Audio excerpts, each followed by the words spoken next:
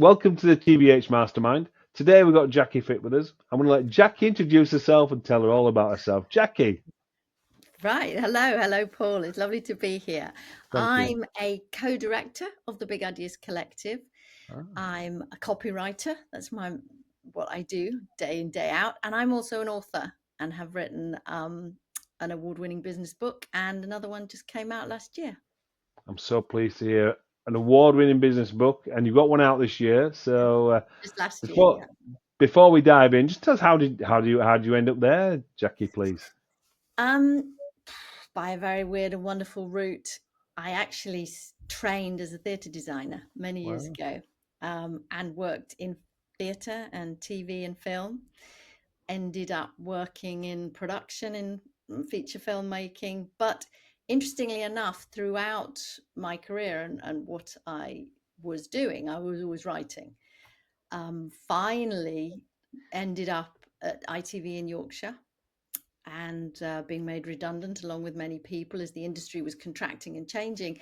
And I'd been doing a lot of writing, and I thought, I want to stay at home with a young family, so I'm just going to keep writing and see if I can't make something out of something that I was kind of honing but wasn't always my main focus, and clearly wasn't what I was trained for initially.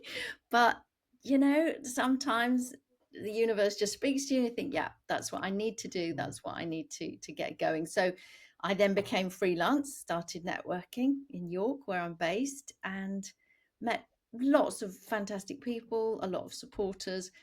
Slowly got some clients and learned a lot and kept learning, still learning today. And Awesome. yeah, still going. Talk to us about your not one but two books. Well, they came around initially because my business partner at the Big Ideas Collective, Ned Host, who we set up in 2007. He's a graphic designer, illustrator, but he worked for a very long time in the publishing industry and brought in a lot of publishing expertise. So part of the Big Ideas Collective is part a marketing agency, but we also do publishing. We publish independent authors. And he kept saying to me, you really need to write a book. And I didn't really listen to him initially, but then we went through a period where the business was quite quiet. Things were changing, economic slumps just before an election. It always seems to happen that way. There's a quiet period, things kind of quieten down. And I thought, do you know what? Clients, when you're working with them, tend to ask very similar questions. And my expertise in written content, they kept sort of coming up with the same things around press releases, around blogs, around search engine optimization. It might have been website text. So I thought, I'll put it all down. I'll create something that will help them. That was the first thought. And it just What was the book expanded. called? What was the book called? The first book is called, I'm going to laugh now because I can't remember, How to Get Inside Someone's Mind and Stay There. Fantastic. And it's all about written content marketing. And that I was delighted to learn won a Small Business Book Award for marketing in America. Well done. And it's still published out in New York by a publisher out there. So that was my first kind of, and it was great because I was networking. It's a fantastic opener. I've written a book. It's a great calling card. It meant I could speak to people, did some networking speaking. I was invited to do a TEDx talk as well. And it's interesting how, when you think about the skills you have, and I talk about a lot of this with my clients and what they do, how you can translate that into lots of different areas of the business and how you can support your business. I work with quite a lot of startups right through to entrepreneurs, companies, and big charities. And the issues are the same generally in terms of how you capture that content and how you present it and articulate it. So it's really interesting for me. And what's your new book about? Or your book from last year? The one last year is called How to Be in Business. And it's slightly different. It has a lot more of a mental health angle. Mm-hmm. And interestingly, that came about through another slump, really, because of the pandemic, because we were all reassessing our lives, our businesses, Mm-hmm. what we were doing. And I think also going through a lot of stuff that was happening in families, as it always does, um, with aging parents and people getting poorly. And how do you run a business through difficult times? How do you run a business at all? What's the mindset? So I had started a translation project where I was encouraging translators to translate very short marketing guides. And I created a website. It was a bit of a side hustle. And I was interested in seeing how far I could get with doing as many languages as possible. It was a bit of a back. For me, I didn't like Brexit. I wasn't keen. And for me, I started this translation project slightly as a product of that. And I'd got all these short marketing guides, and I thought, I know I'll do another book. But then actually, halfway through writing it, I stopped and thought, this isn't the book I need to write. And I started writing about how to make good decisions, risk and reward, um, how you view money, how to collaborate well.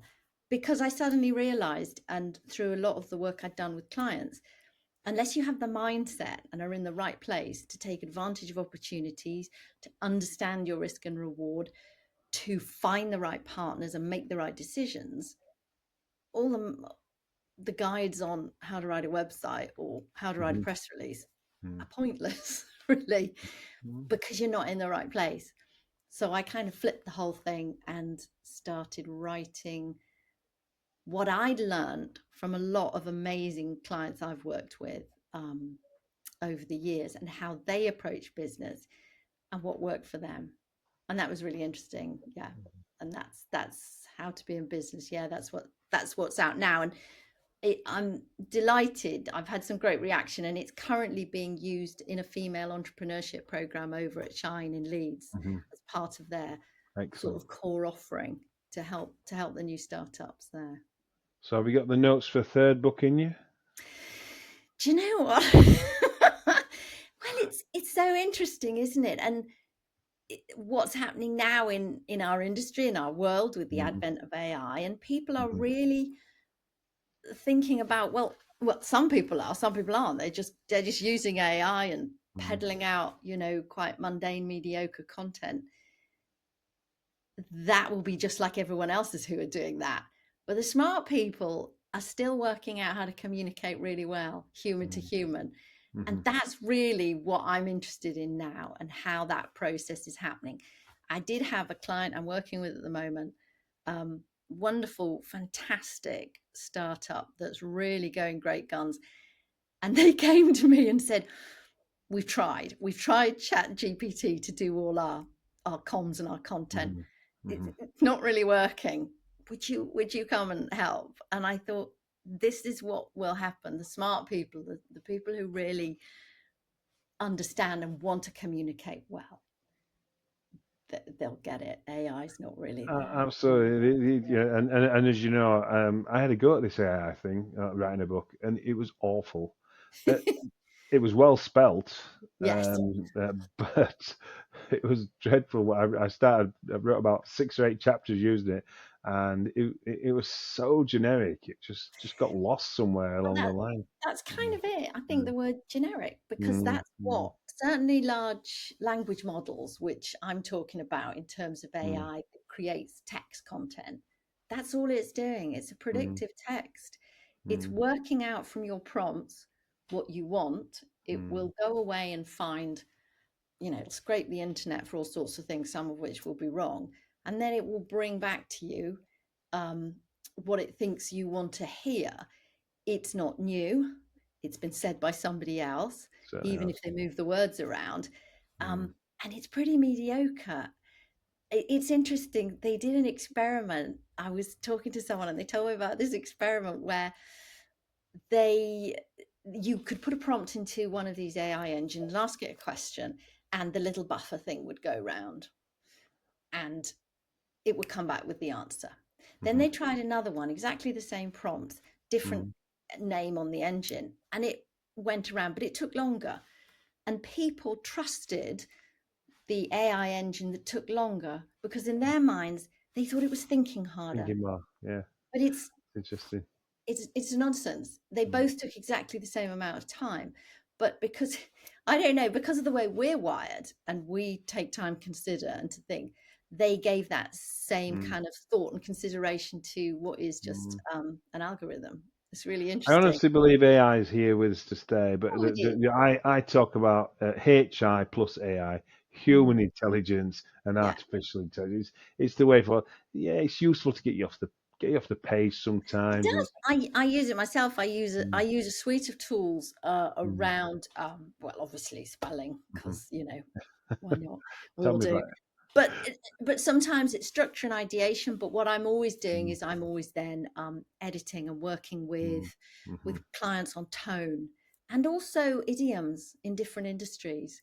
mm. And I think what's also something to really remember about AI is it cannot create the new. It can't get inspirational leaps of faith. Mm, And it also has no moral compass. So you have to mm. be really careful. The values that you have in your business, or if you're an entrepreneur or startup, they don't exist for AI. They're yours. And it's Yeah, very, very important to be really kind of clear on that in your communications. So, yeah.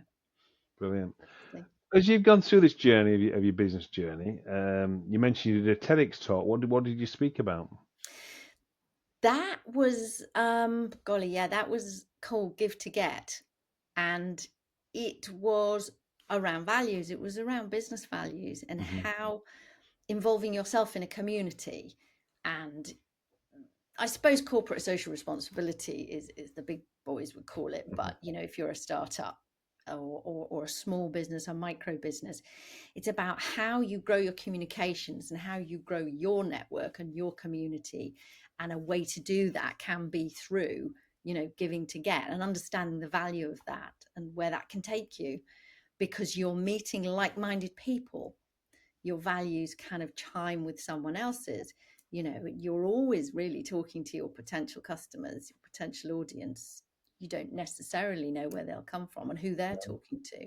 Mm. So yeah, it was around that notion of encouraging and seeing the value coming back to businesses from that type of thing. So I can hear from your, the way you talk, your enthusiasm for this. You try to help and educate people. So who helped or educated or inspired you over the years? Blimey. So this is like going right back when I was at school, or I didn't go to sixth form. I went to a technical college because my dad thought I should have been a secretary. A bit of underestimation going on there, unfortunately. But that's what he thought. Yeah. And I was sitting there one day thinking, I don't want to do this. I don't want to do this. And I used to go past on my journey to college, a drama school in Hmm. Cardiff, Welsh College of Music and Drama, now the Royal Welsh College of Music and Drama. And I used to see it and I used to think, oh, I bet I could do something like that. I don't know. Maybe I could. And I can remember being very sad and depressed one a sort of, I don't know, rainy afternoon. I was sat in front of the telly and there was an interview with Sylvester Stallone. Now, I have to Hmm. say, I'm not a huge Sylvester Stallone fan. However, you know, intelligent bloke, made a lot of film, and he certainly, had an impact. He was sat there on this sofa in a white trouser suit, and I can still see the image. And he just said, and for whatever reason, my ears pricked up, and he just said, "This isn't a rehearsal. People laugh at me. People think I'm stupid, Hmm. but life's not a rehearsal. You want something? Go get it. Go find Hmm. it." And it was just obviously at the right moment to make Yeah. its way into my brain. So I went and applied to drama school, got in on the design and stage management course. Hmm. And that creativity and that sort of drive, and I am quite a stubborn person, that kind of took hold. Everyone was utterly shocked. Hmm. Family didn't know what was going on. But I went Yeah. to drama school, had a fantastic time, and then started from there, working in London, Pinewood Studios, Shepperton Hmm. Studios, on some big movies, making great network, and then moving into writing. And you don't know where life's going to take you. No. But I think for me, and thinking about entrepreneurs, it's about stepping into those spaces when you see that opportunity. Sometimes you're not ready. It's Hmm. hard, isn't it? We Yeah. think, hmm, Hmm. but it's not a rehearsal. Seize the So day. So good old Sylvester Stallone. We I on know. that. That was doing us a great favour. You mentioned Yorkshire television, and I'll just share a little story back to you. So back in the day, I used to sell office furniture, All right. and the guys, the prop buyers from Leeds, we had a big warehouse full of stuff, and they'd come and buy old period stuff, modern stuff, and yeah, Emmerdale, Coronation Street, Touch of Frost, Yeah. everything. And they came, and we got this beautiful, very expensive boardroom table. This thing was probably like £5,000 or £6,000 30 years ago. Can we rent that? And oh, do you really? And the deal was we charged them 10% of what. So if that was £5,000, we would charge them £500 to borrow it. Oh, Please be careful with it. Anyway, this thing came back, and I looked at it, and all down the middle it got dents, little dents all the way down the middle of it. And I said, you've ruined it. So you're gonna have to buy it. I said, oh, well, Paul, we had a problem, and they were working on this TV series called TV program called Harry's Game, which was to do with the IRA, and what they had to do was something to throw a hand grenade, something to throw a hand grenade through the window. He had to yeah. bounce along the boardroom table into this guy's lap, and they couldn't Get get it it to right. it left. It went right, went over, and so I always remember York's TV paying this. What they actually did, they paid me the £5,000 for the table and said, can you sell it for us and we'll take the money back that you sell us? So it was a happy deal all the way around. But Yeah. great days at Yorkshire TV. Well, I do remember though, if anyone out there is thinking of letting a TV crew into their Hmm. lives, then just be prepared to lose everything, Yeah, because I'm carnage. afraid that is what happens. Yeah. Oh, that's brilliant. Where does your future lie, Jackie? Well, I'm enjoying, yeah, I'm working with quite a kind of a large spread of clients, Hmm. which is so enjoyable. A large part of my job is sitting and listening to people, because I need to really understand where they're at, where they want to get to, what they're thinking of in terms of their business, their comms, and also kind of, like supporting them to think a bit differently. Um, and I really do enjoy that. And with AI coming along, I think there's a certain level of copywriting that will just go. Professional Hmm. copywriting, that kind of bottom, very basic level, Hmm. that will have gone. But the more the more considered, the smarter, Hmm. comms, that will remain, and I think be sought after. So I'm really happy still working with my clients, still helping them communicate. Possibly another book, but I don't know. I think Yeah. something will tell me. I think that happens, and that's how I've tended to be with both books and with what I've done. Something's just told me to step into that space, and I think a lot of entrepreneurs. I'm not particularly saying I'm a particularly marvelous entrepreneur, but there is that notion that you have to take the opportunity when it comes. Sometimes you just don't know where it's coming from, and it might mean changing what you do slightly, or thinking slightly differently about something, or the Hmm. skills you have. Hmm. But I think when it presents itself, yeah, you have to be kind of ready and up for it. Yeah. So I don't know. You mentioned there, listening to clients and understanding them. So, how do you tackle it? I really do understand. I call it listening between the words. Is what I Mm, actually call it. It's what yeah. the well, how do you know when you've got it, or how do you know when you're missing it? Oh, that's interesting, because, of course, for me, I'm watching them. When I'm sitting with someone, I'm listening to them, but I'm also watching their body Mm. language to see what Hmm. makes them awkward and what they're not really clear on, perhaps sometimes. Yeah. So, particularly from my skill set, in terms of I have to be their voice, I have to be their written word. I need to really understand where their pain points are and what they're struggling with. Hmm. Um, I get some amazing sort of feedback sometimes, in that they'll say, "Well, I I'm not sure why I don't like it, but it's just not there yet. Can you do it differently? Mm, So that listening aspect is really important, mm. and getting the kind of another client I'm working with, just getting their vibe. I know that sounds slightly ridiculous, but when you do a No. job for a long Mm, time, you pick on the vibe and the way, as well as their values, what's important to them. It's how they want, the tone of what they want to say, and how they set mm. that. And superly important is looking at their audience, their customers, and Absolutely. how they're hearing things, where they get their Mm, information. So if they get it from I don't know, a newsletter as opposed to TikTok, you're talking to a different audience. So right. yeah, and there's a fair amount of research, Mm. and getting it right sometimes is doing the draft and pressing send and just if I've got that right. But I think the work prior to that drafting, if I do it right, Mhm. we're there or not far off. And And it's is this your full-time life? Do you have any hobbies in between sat at your laptop? all hobbies. Yes, I'm a dancer. I've danced for Oh, years. Dance twice a week. tell And me more. What sort of dancing? Oh, contemporary tap Okay. dance. Hmm. It's a real physical relief, and I think, I mean, I'm quite static in front of my screen, and it's Hmm. quite if you're a copywriter, it's quite an isolated thing. You're there working, you can't have too many distractions.